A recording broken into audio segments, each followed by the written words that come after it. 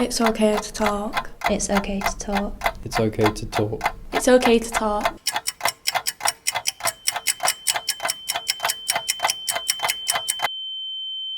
I've been diagnosed with depression, anxiety and PTSD. Living with these three conditions I think was difficult for me because I didn't always know I had it. I thought my rough childhood was normal because I hadn't experienced any other family life.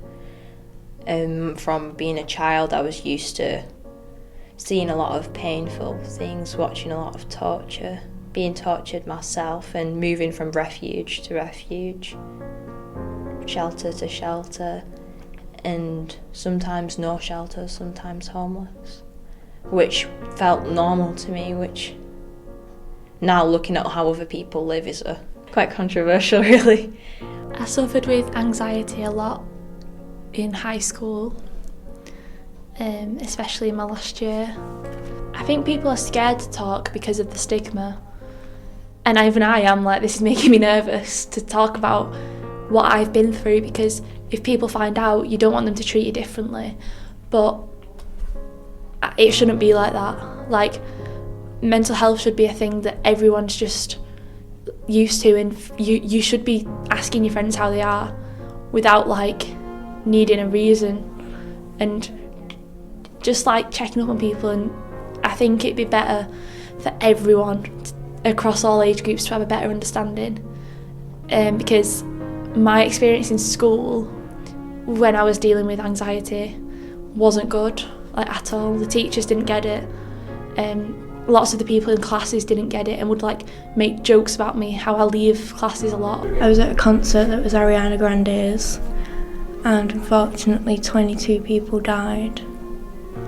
And I saw a lot of things that night that I shouldn't have seen as a 14-year-old, well 13-year-old at the time, and it kind of left me emotionally scarred. And I have PTSD.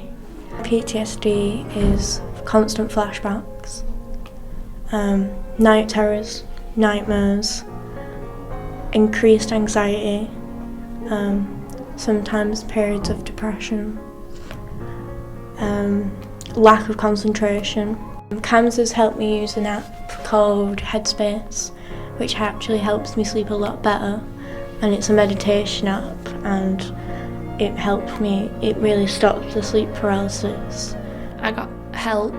Like, I wouldn't say I'm better because I'm still in a dark place and I still have a lot of low days, but I see a future now, whereas this time last year I didn't.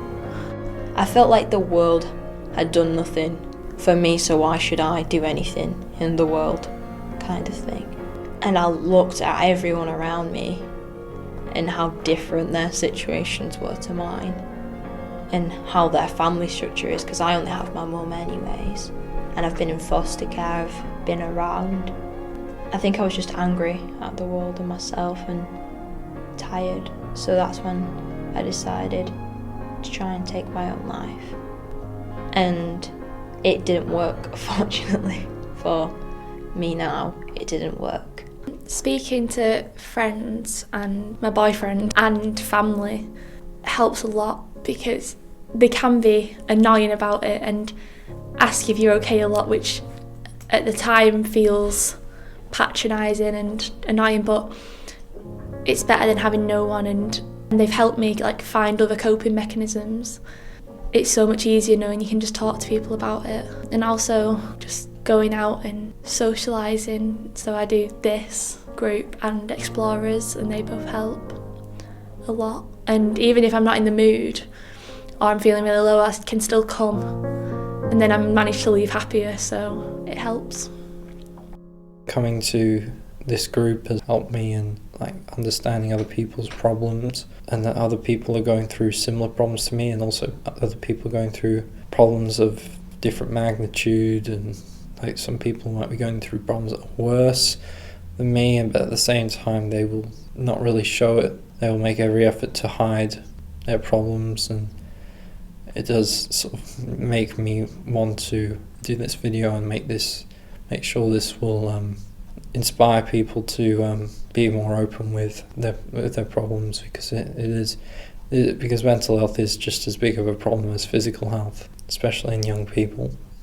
It's kind of like I'm stuck in the past, but I'm not, because I'm so adamant all the time that my past doesn't define me, when I act like it does sometimes. And I think that's where a lot of the anger towards myself or towards other people comes from. I'd say one of the hard things about living with PTSD is being stuck in a different place. Like, I'm in a room and I feel like I'm not actually in that room. I feel like I'm in the place I'm seeing in my head. And it's kind of cruel, because it's hard to actually come to terms with the fact that it's your mind that's doing this to you. You're punishing yourself when I feel like I've already been punished enough. So it's like I'm punished for being punished. It's like, it's really confusing. Well, when I was 5 years old, I was diagnosed with Asperger's syndrome. Asperger's, what it does is it makes me kind of struggle in some level in social situations. It was very difficult when I was younger.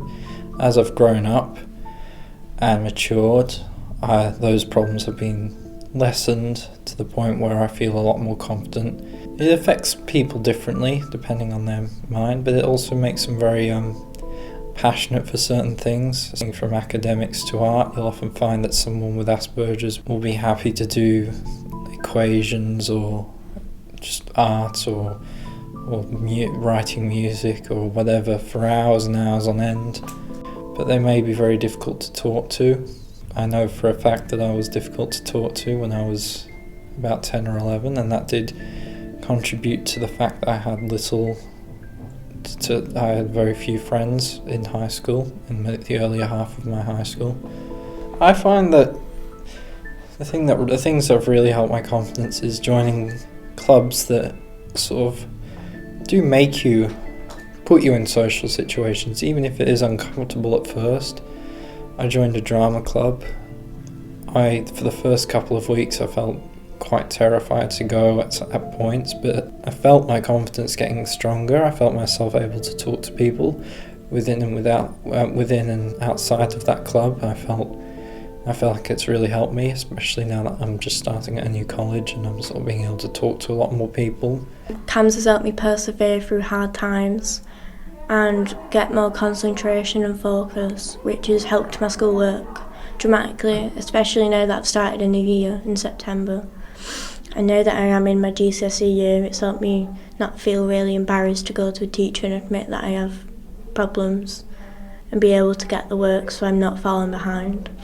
Now that I'm at CAMS and now that I'm getting therapy, I'm working on going and seeing a musical in the future at the Opera House. Possibly like Les Mis, Chicago, Kevin Hansen if it comes, Heathers. Just something that I really want to go see. Hopefully going to be at a concert maybe next year. I've always been, through high school, quite, introverted. You know, I never used to go out, I used to, sit in bed and, watch YouTube and speak to my friends online, and that was it.